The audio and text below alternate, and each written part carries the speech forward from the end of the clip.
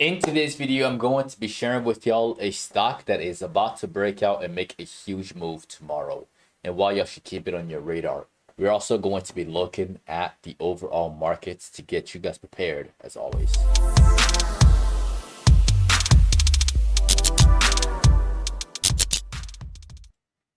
Alright, y'all, let's dive into the charts right off the bat. We got the SPY futures once again.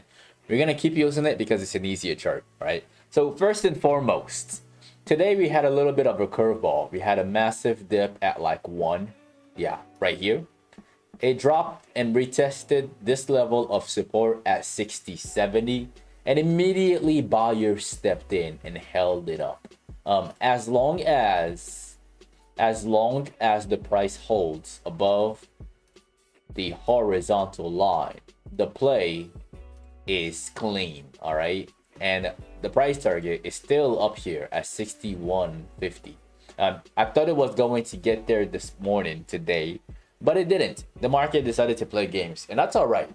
All right, it's not always an exact science where this thing actually moves fast and gets to where it's supposed to go. Sometimes it can be a little bit slower than anticipated. But my thoughts and opinions are not changing. I'm still bullish on the overall markets. When we look at the daily charts, yeah, today we got a doji. Tomorrow, I mean, the candle is looking like this, but it can get quite longer. Like, I can see this thing going all the way up and making new highs like that. I can see that happening tomorrow. I think a big move is coming. Okay, now looking at the Nasdaq, I'm sure a lot of you may think that going long at this level might be a little dangerous, and I understand where you might be coming from. Yesterday I told y'all, actually throughout this entire week, I've been telling y'all to watch it for a move up to 21,850. And it got to 21,850 at like 9 o'clock before, again, the curveball with the markets. And finally, we're looking like we want to break through. With this is an incoming breakout. We have a bullish pennant. This is clean. It's clean, but it's a bigger structure. We got a bullish pennant. And typically what happens, we're going to break right through. We're going to take out these shorts. There are short sellers located here. We're going to take them out. And then there are short sellers located here that are also going to get taken out on Friday. All right. And the next level to watch for is all-time highs, 22,000. I'm just going to say 22,200. Yeah. And we'll see what happens. We'll see what happens tomorrow. Now, the stock for this video that is about to make a huge move. That stock is none other than Microsoft. Again, for those of y'all who watched this video, I shared Microsoft with y'all, and I saw somebody made money taking the trade on Microsoft from here to here, like a scalp trade. They made 22%. Congratulations if you took that trade. The contract went up by 80% on the day before the stock started to pull back. All right, it did what I told y'all it would do, except it didn't quite go to 420 today, which means that there is an opportunity for it to go higher tomorrow. There is, I guess, two structures now that I look at it. The first one that I showed you was this one. This is the structure from yesterday right here. All right, we broke out and then we run. All right, now I'm gonna erase the chart.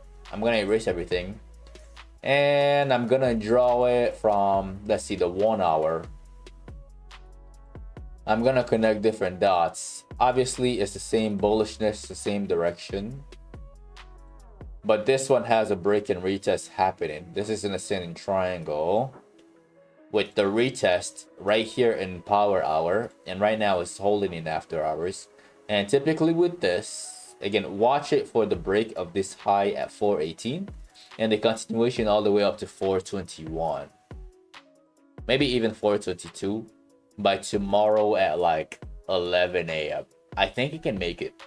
I think it can do it. All right, I definitely think so.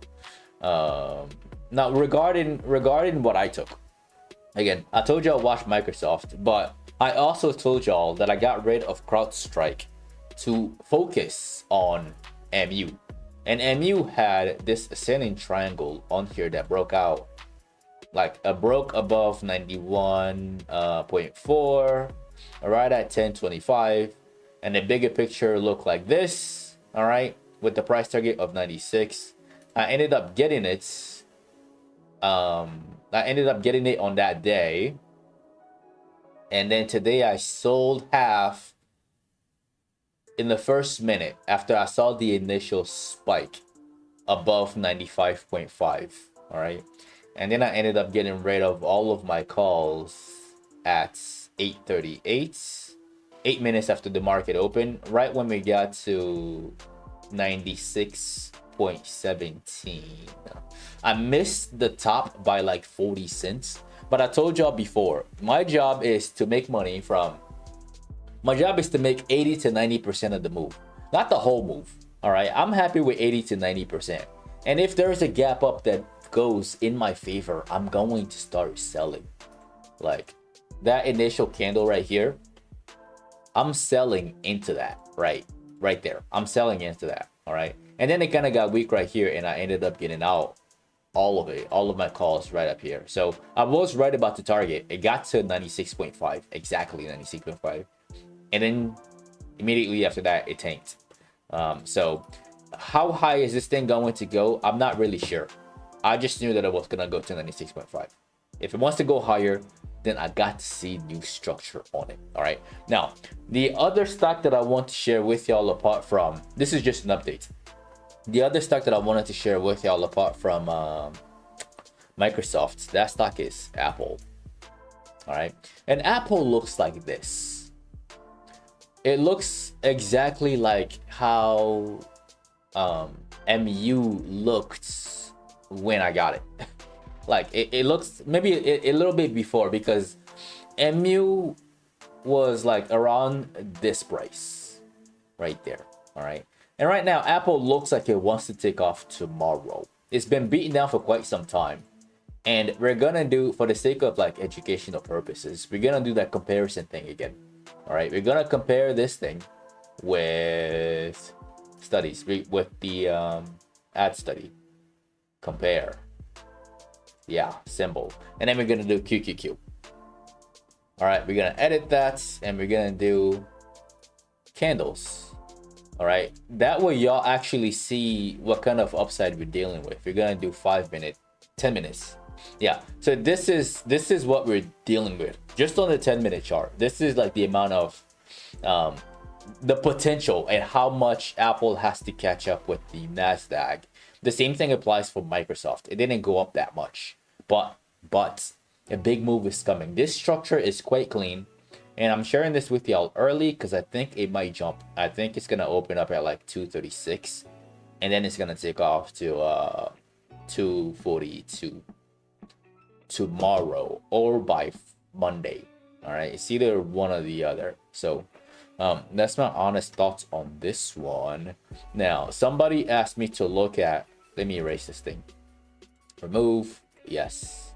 All right, a lot of y'all put in the comment section that y'all wanted me to address Tesla, because Tesla had a bad day compared to every other tech stock.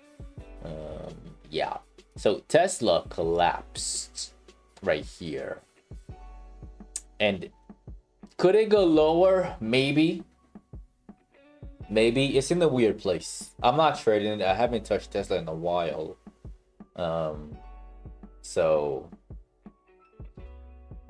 all I can say is, let me clean up the chart. All I can say is that just patiently wait and look for intraday structures. All right, on the daily, that wick starts at like 558.